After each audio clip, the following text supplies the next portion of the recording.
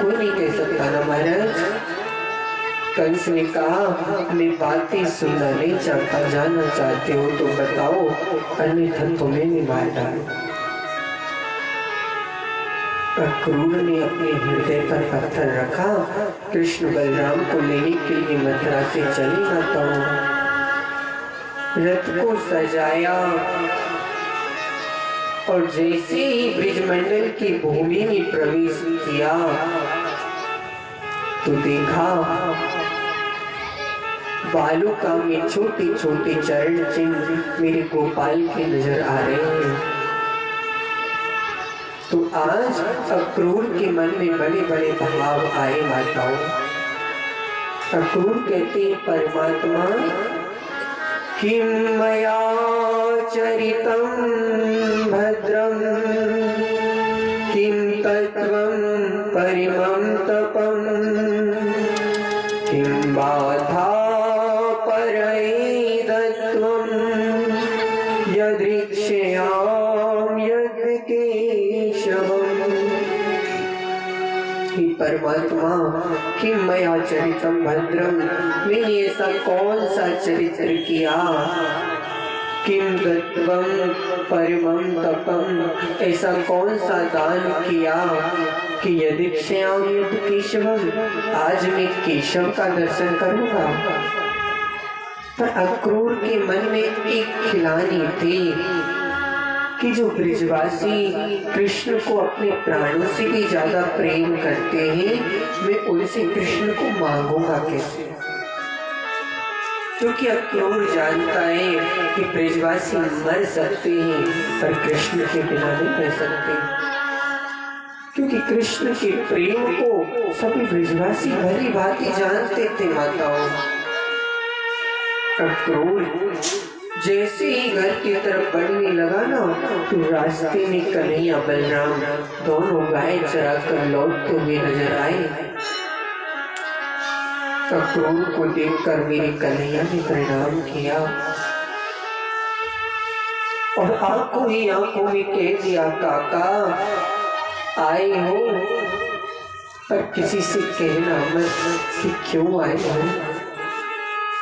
किसी को ये मत बता देना कि मामा ने हमें मारने के लिए बुलाया है, ये ब्रिजवासी मर जाएंगे पर मुझे जाने नहीं देंगे, क्योंकि इनका प्रेम निस्वार्थ प्रेम है, ये मुझसे निस्वार्थ प्रेम करते हैं, इसलिए ले चलना। पर किसी से ये मत कहना कि कंस इन्हें मारने के लिए बुला रहा है। अब क्रूर कुछ ना बोले माता। भैया यशोदा माता के आंगन में पहुंची। माँ यशोदा ने बड़े प्रेम से सत्कार किया, अक्रूर को भोजन कराया, शयन कराया, परंतु ना जाने कैसे पूरे ब्रिज में ये बात फैल गई कि भैया कोई मथुरा से आया है, रथ में आया है। नन्हे नन्हे गोपाल के सखा बोले भैया हमने सुना है कृष्ण बलराम को लेने आया है। बोले नहीं लाला, हमारा कन्हैया हमें छोड़कर तो नहीं जा सकता, तूने गलत सुना होगा। बोले नहीं भैया, हमने अपने कानों से सुना है। रात्रि के समय माँ यशोदा अपने हाथ में दूध का गिलास लेकर आई। अक्रूर को दूध पीने लगी तो पूछा अक्रूर कैसे आना हुआ भैया, तुम क्यों आए हो। अक्रूर ने कहा भैया मैं कृष्ण बलराम को मथुरा ले जाने आया हूँ। जैसे ही मथुरा ले जाने का नाम सुना ना माताओं, कन्हैया के हाथ मैया के हाथ से दूध का पात्र गिर गया। दूध का पात्र नीचे गिरा, माता गंभीर हो गई, नैनों से नीर की धार बह चली। अरे अक्रूर तूने कैसे सोच लिया, जिस कन्हैया को जन्म से आज तक एक दिन कंस ने प्रेम से नहीं रहने दिया, मैं काल की गाल में अपने पुत्र को भेज दूं कि ये नहीं हो सकता। अरे किसी को मेरी स्वर्ग जैसी संपत्ति चाहिए ना तो वो लेने में हंस कर दे दूंगी, परंतु कृष्ण तो मेरा प्राण है, कृष्ण को देने का तो सवाल ही नहीं उठता। साफ मना कर दिया, मैं लेकर नहीं जा सकती, कृष्ण को नहीं भेजूंगी।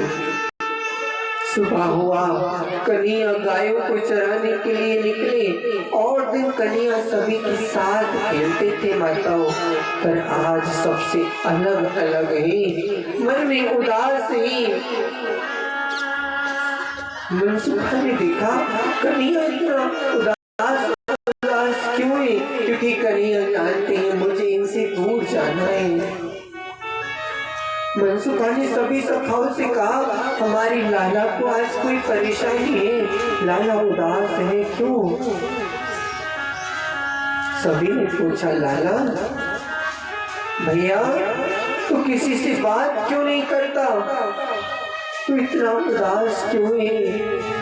और भैया हमने सुनाए कि तुझे लेने के लिए कोई आया है, तू मथुरा जाएगा। जैसे इतना सुना तो कृष्ण की आंखों से आंसू बह चले। हाँ भैया मैं मथुरा जाऊंगा। लाला तू मथुरा क्यों जाएगा? हमसे कोई अपराध हो गया, हमसे कोई गलती बन गई जो तू मथुरा जाएगा? हमारे प्रेम में कहाँ कमी रह गई लाला जो तूने ये सोच लिया कि तू हमें छोड़कर मथुरा चला जाएगा? क्या तुझे माँ यशोदा का प्रेम याद नहीं है? क्या तुझे इन ग्वाल वालों का प्रेम नजर नहीं आता जो तूने सोच लिया? बताओ परिस्थिति ऐसी बनी, शाम से ही गायों ने चारा खाना बंद कर दिया, वृक्षों के पत्ते शांत पड़ गए, पक्षी भी रो रही, गाय भी रो रही, बछड़ी माताओं का दूध नहीं पी रहे, आंखों से आंसू बहा रहे। पूरा ब्रिजमंडल मानो शमशान के समान हो गया। मनसुखा ने कहा लाला हम तुझे जाने नहीं देंगे, हमारे प्राण निकल जाए पर तू नहीं जा सकता। कन्हैया ने समझाया लाला करी मनिसी मिलिनो भयो, करी मही तो बिछुड़ाई, हरि बाविरी करम सुधारिले, काहि निर्वहाई। मनसुखा हमारा और तुम्हारा मिलन किसी जन्म का योग था भैया, और जितने समय के लिए परमात्मा ने बनाया था उतने समय के लिए साथ रहा, जितने समय के लिए हमारा तुम्हारा प्रेम लिखा था उतने समय में तुम्हारे साथ रहो। अब मैं जाना चाहता हूँ। ग्वाल बाई कहने लगी अरे विदना तेरे हृदय में दया नहीं, तेरी लेख बड़ी निराली, तू बड़ा निष्ठुर है। विधिना तेरे लेख किसी के समझ न आते, विधिना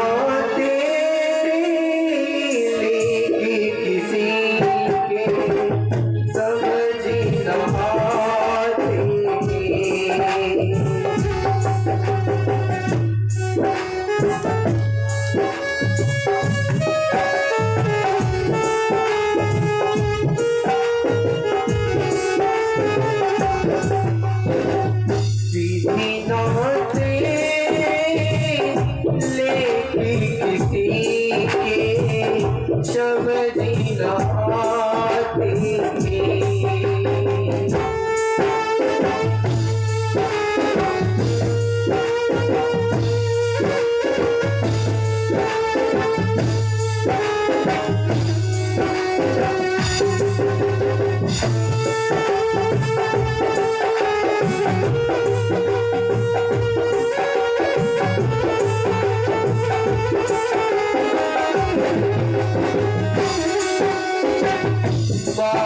अपनी सपनी सजोए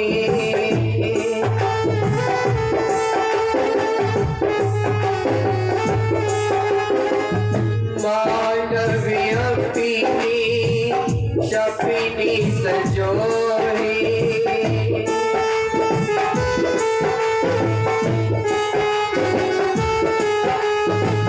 विधिना अपनी चाल चले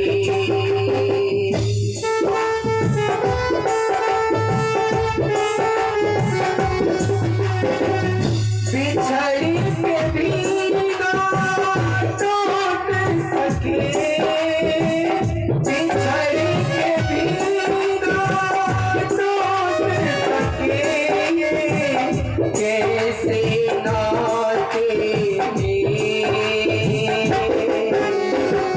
विधि नाते लेकिन किसी के समझ न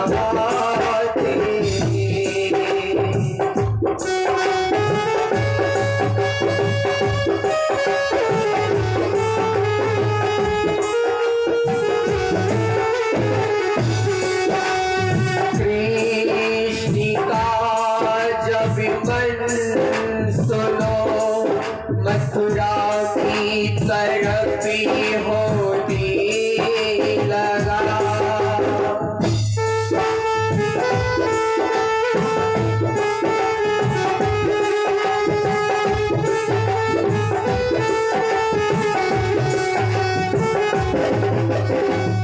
कृष्ण का जब मन सुनो मथुरा की तरफ होने लगा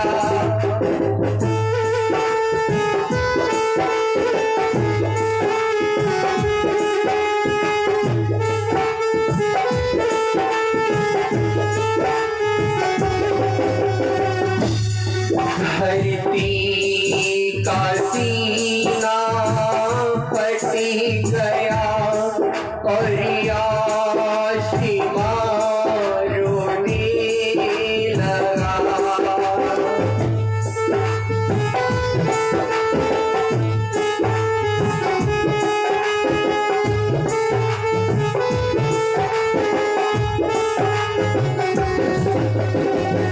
कभी ना पूरे हो सकी हो सपने क्यों आते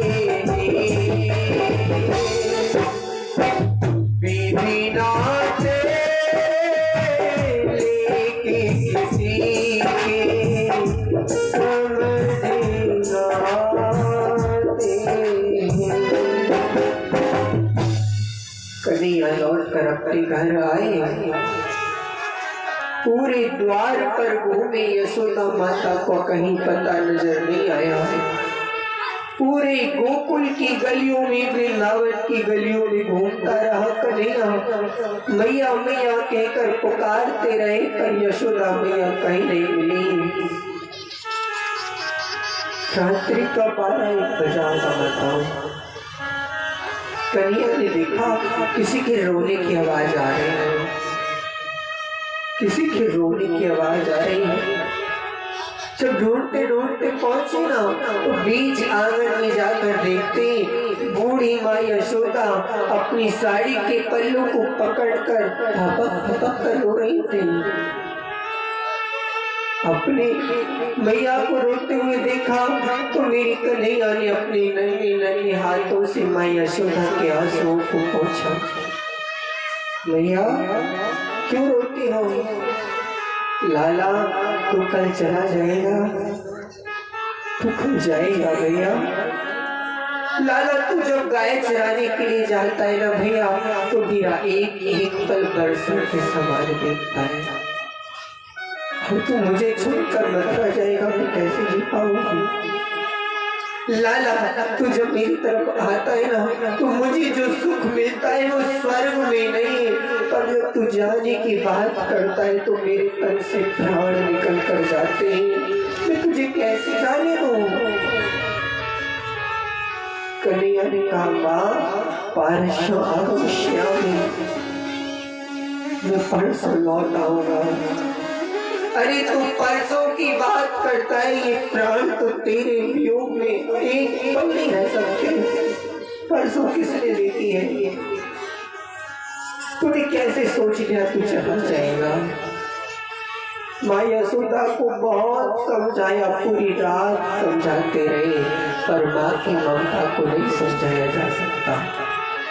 दुनिया के हर संबंध को समझाया जा सकता है, पर माँ का प्रेम ऐसा होता है कि माँ और बेटे के प्रेम में कभी कोई समझौता नहीं हो सकता। प्रातः काल हुआ, माताओं लाखों बाल बाल गौ माता सभी का झुंड द्वार पर खड़ा हो गया। कहाँ जा रहे हो? कहाँ जा रहे हो इस प्रीत के धागे को जोड़कर? तुम्हारे हृदय में दया नहीं है? परमात्मा तुम निष्ठुर हो, तुम्हारे हृदय में जरा सी भी दया नहीं। तुम जीवों को बच्चों की तरह समझते हो, पहले उन्हें प्रेम सिखाते हो और जब वो प्रेम करने लग जाते हैं तो उनका बिछोड़ कर देते हो। तुम्हारी आदत तो किसी बच्चे की तरह है, कितना भी महंगा खिलौना दे तो बच्चा उसे तोड़ देता है। अरे बच्चे का क्या जाता है, खिलौने की तो जान चली गई। कन्हैया तुमने इंसानों को खिलौना समझ रखा है।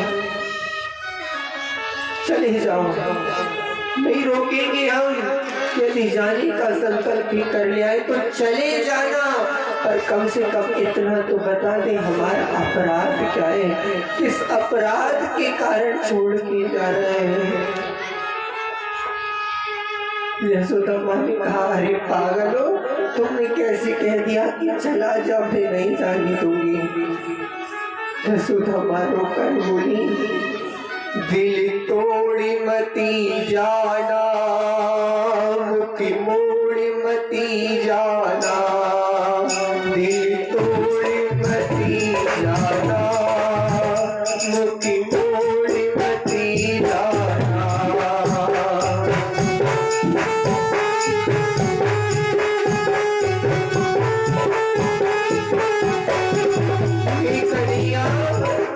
दिल के टुकड़े टुकड़े कर मत जा, हम तेरे सच्चे प्रेमी हैं।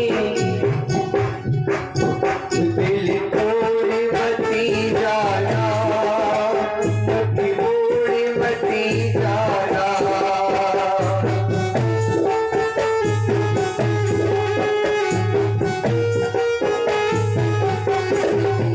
मेरी सर की कसम मोहन, मेरी सर की कसम गाना, हम तोड़ मती जाना, दिल तोड़ मती जाना, मुट्ठी मोड़ मती जाना।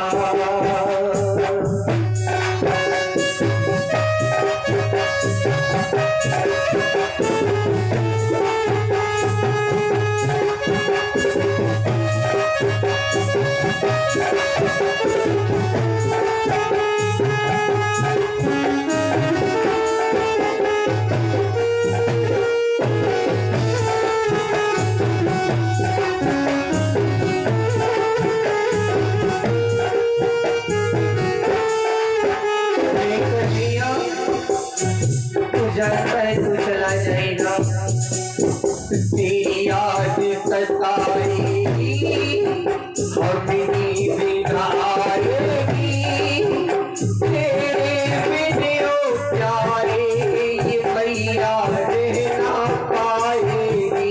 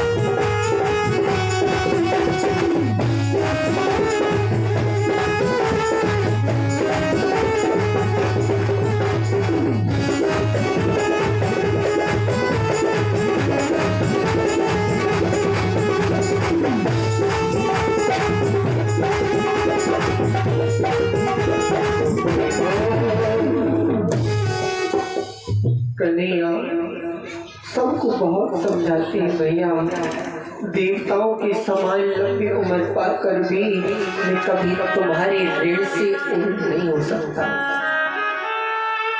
देवताओं की जैसी लंबी उम्र पाकर भी, संसार की कीर्ति पाकर भी मैं कभी तुमसे उल्ट नहीं हो सकता।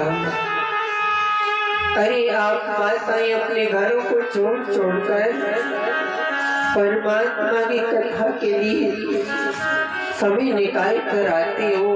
क्या प्रेम का कोई मोल होता है? बताओ, प्रेम का कोई मोल नहीं होता।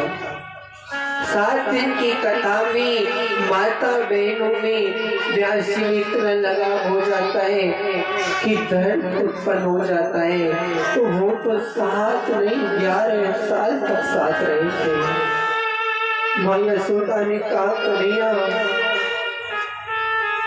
इस दुखिया का कोई अधिकार नहीं तुझे रोक सके, क्योंकि मुझे तो आज पता चला है तू मेरी औलाद नहीं, तू तो देवकी का है। पर बेटा ये बूढ़ी ग्वालिनी तुझसे एक प्रार्थना करना चाहती है, हो सके तो उसे सुन ले। बेटा मैंने न कभी कभी तुझे माखन के मटके के लिए छड़ी दिखाई थी, तुझे बांधा था।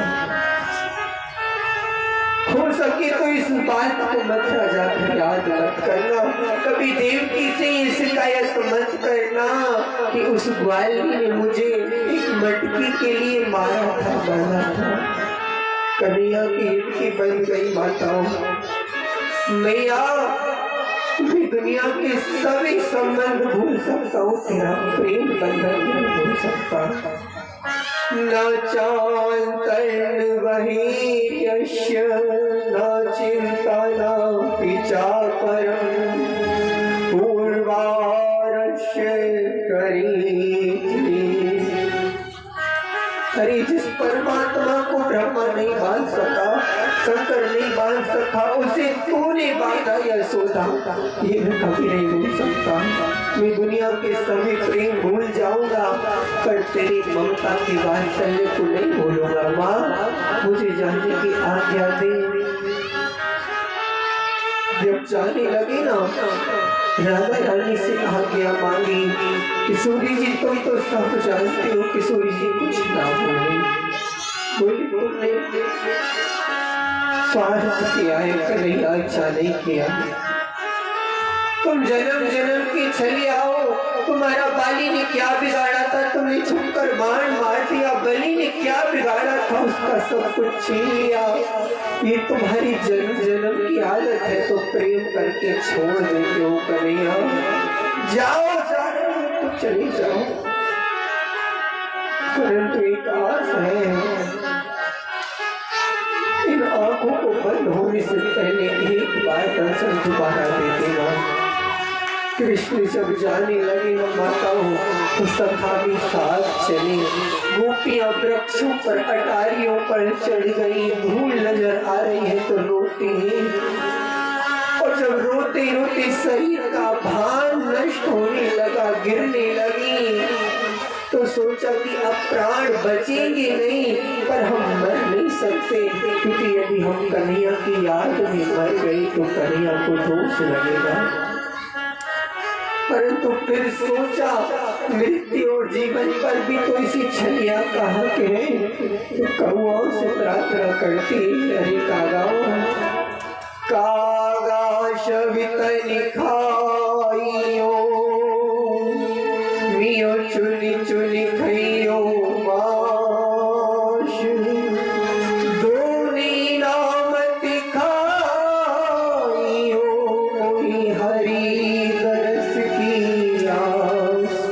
पूरे शरीर को चुन चुन कर खा लेना, इन आंखों को मत खाना, शायद कोई प्राण शेष रह जाए, कन्हैया को याद आ जाए तो लौट कर चला जाए। जब कन्हैया चले गए ना माता, सभी गोपियों ने पहला दिन काटा, तो सोचा कन्हैया लौट कर आ रहे होगी, लौट कर नहीं आए। तो गोपियों ने कहा, अरे कन्हैया तू तो छलिया निकला, मथुरा में जाके निर्मोही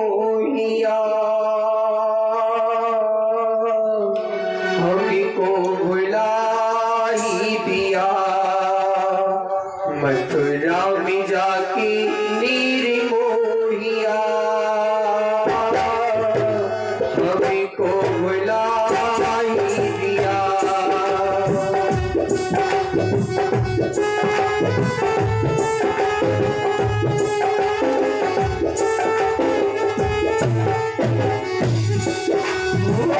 छलिया जन्म की तूने, छलिया जन्म की तूने छली दिया।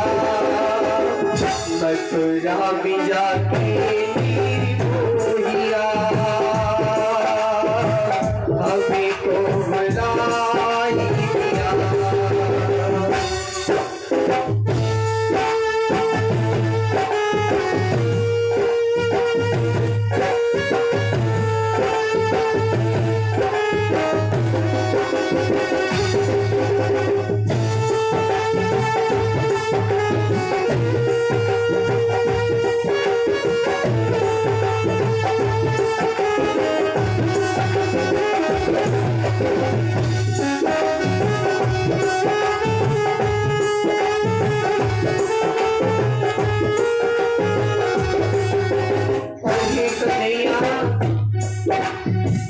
आजा रे कन्हैया तेरी याद सतावे।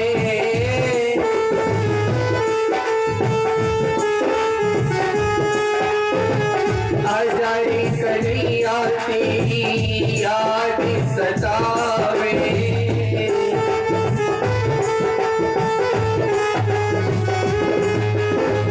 तू भी निराधार रहना पावे।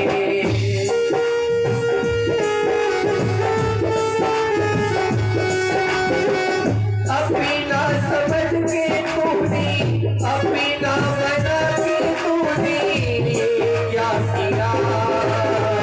मथुरा में जाके तेरी बोहिया हमें को भुला ही दिया।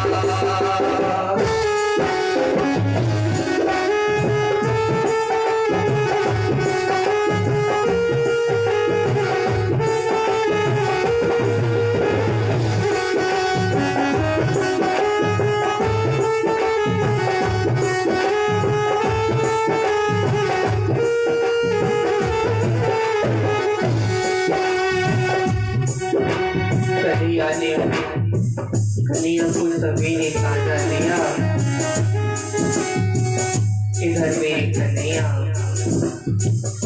मथुरा में पहुंची बताओ। बालकों ने प्रभु ने कुब्जा का उद्धार किया। कुब्जा को रूपवान बनाया।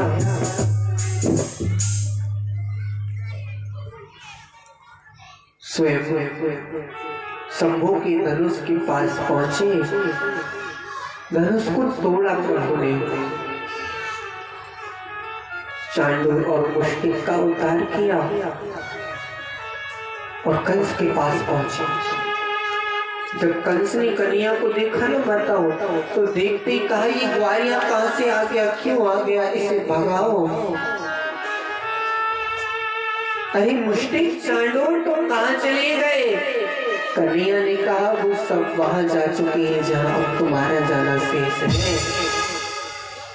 तुम्हारा जाना जहां बाकी रह गया है वहां जाओ।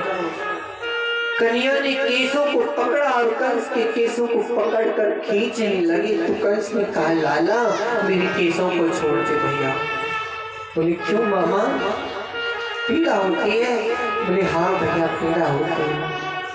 बोले मामा मुझे खुशी हुई जानकर कि तुम्हें पता तो चला केसों को पकड़कर खींचने से पीड़ा होती है। याद करो उस दिन को जब मेरी माता का विवाह करके जा रहे थे। आकाशवाणी को सुनते ही केसों को पकड़ के खींचा। मेरी माँ गाय की तरह डगराती रही। तुम्हारे हृदय में दया नहीं आई। पर मामा तुम्हारी गलती नहीं थी, क्योंकि तुम्हें नहीं पता था कि केसों को पकड़कर खींचने से पीड़ा भी होती है। आज तो तुम्हें इसलिए पता चला है कि तुम्हारी भी केसों को खींचने वाले कोई मिला है। कन्हैया ने कहा आज तुम्हारी नगरी से पाप को मिटाकर मैं जाऊंगा। कन्हैया कहते हैं मामा तेरी मथुरा नगरी को खुशी करके जाऊंगा, तेरी मथुरा नगरी को खुशी करके जाऊंगा।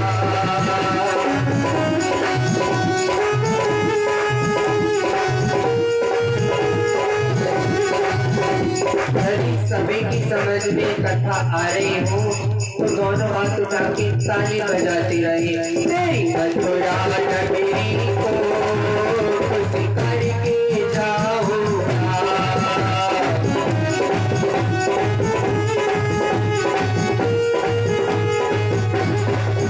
तेरी मथुरा नगरी को खुशी करके जाऊंगा।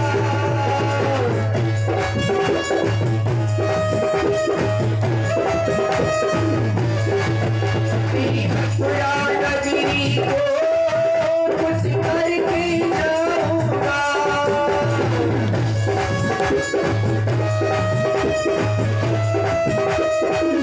और दुनिया ने कहा सुन बाप की सारी मामा, सुन बाप की सारी मामा को मैं बस भर जाऊंगा।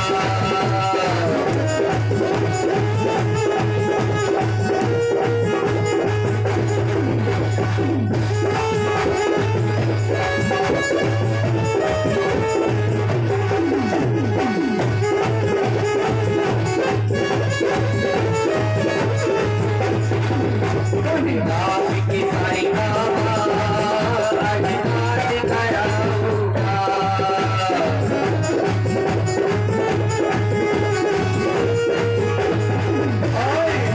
ओ हत्यारे तेरी बड़े पाप कमाएगी,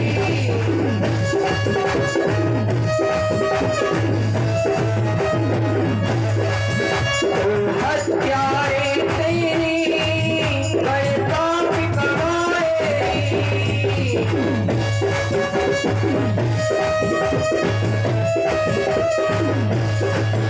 तेरी मात पिता दोनों तेरी भूख सताएगी,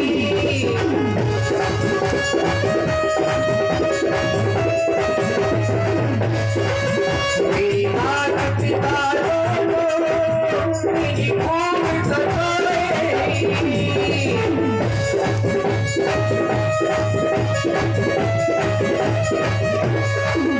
मेरे नाथ पिता का आज, मेरे नाथ पिता का अब ये बदला चुकाऊंगा।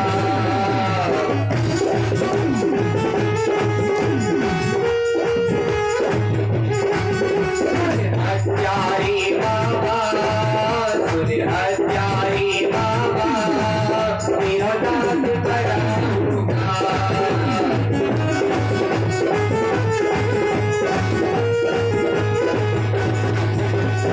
हत्यारे तेरी बड़ी गुलामी गुजारेगी,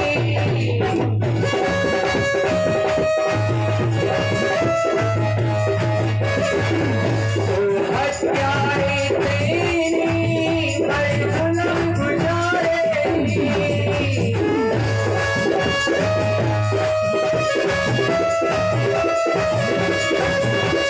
छोटे छोटे से तेरी बालक मारेगी, छोटे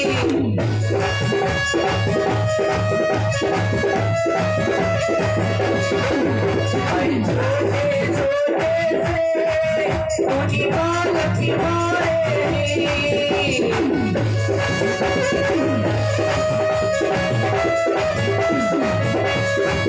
मेरे अत्याचार को मेरी अत्याचार को आज बंद कराऊंगा।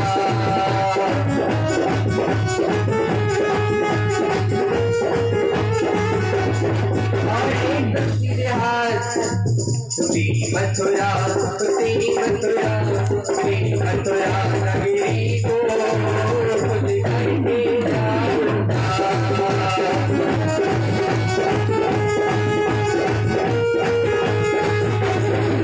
तेरी मथुरा नगरी को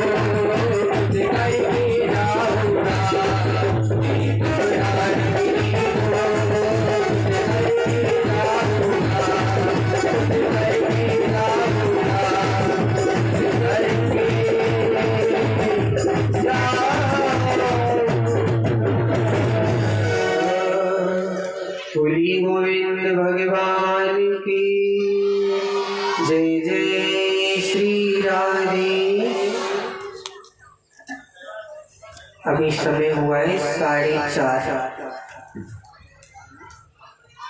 5:30 से पहले उठोगे तो नहीं,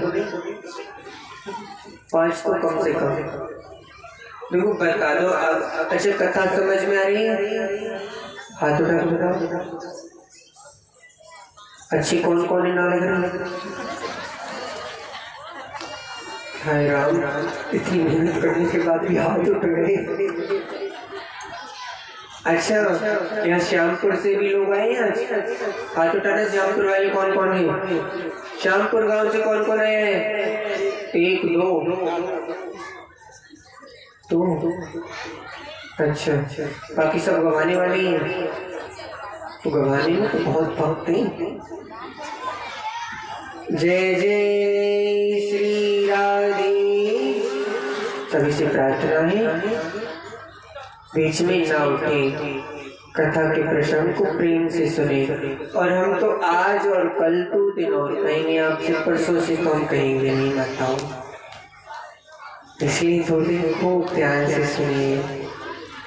हाँ अपने माता पिता को आजाद कराया, कंस का प्राणांत किया। देवकी माता के सामने कन्हैया पहुंचे, माँ पहचान ना सकी कौन है, पर वसुदेव ने पहचान लिया माताओं। बोली आज तक हमारे बंधनों को किसी ने नहीं तोड़ा, परंतु आज किसी ने आकर यदि बंधन को तोड़ा है तो वो तेरे पुत्र के सिवा कौन हो सकता है देवकी?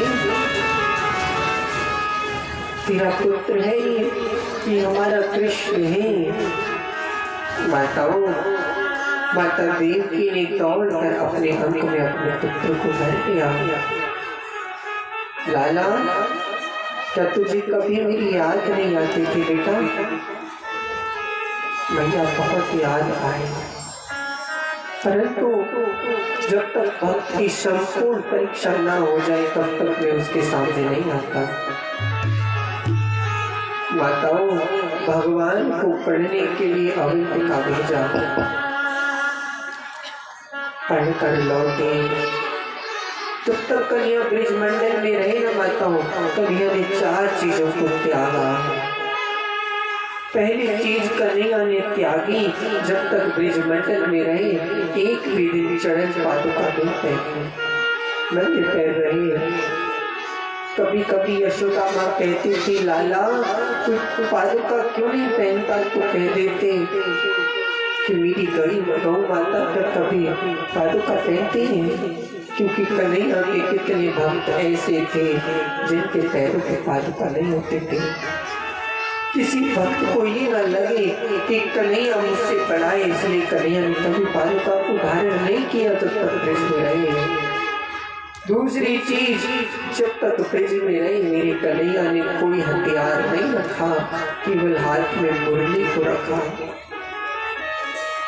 तीसरी चीज त्यागी, जब तक ब्रिजमंडल में रहे अपने केसों को नहीं कटाया। माताओं, मानो एक अनुष्ठान कर रहे थे कि जब तक कंस को नहीं मार दूंगा तब तक ये अनुष्ठान पूरा नहीं होगा, और अनुष्ठान में केसों को नहीं कटाया जाता। और चौथी चीज मेरी कन्हैया ने त्यागी, जब तक ब्रिजमंडल में रहे कभी सिला हुआ वस्त्र नहीं पहना, सिर्फ काली कमलिया को धारण किया। सूर्यदास काली कामरूपे चढ़े ना दूजो रंग। उस काली कमरिया के आगे सब फीके पड़ जाते हैं, परंतु आज जब पढ़कर लौटे ना माताओं, तो ब्रिजमंडल में तो छोटा सा नाम तक नहीं करूँगा, यहाँ मेरी गोपाल का बहुत बड़ा नाम हो गया। वसुदेव नंदन यदुकुल कमल दिवाकर युवराज श्री कृष्ण चंद्र महाराज। बताओ कन्हैया जब से पढ़कर आए हैं बड़ा उदास रहते हैं, किसी से ज्यादा वार्तालाप नहीं करते,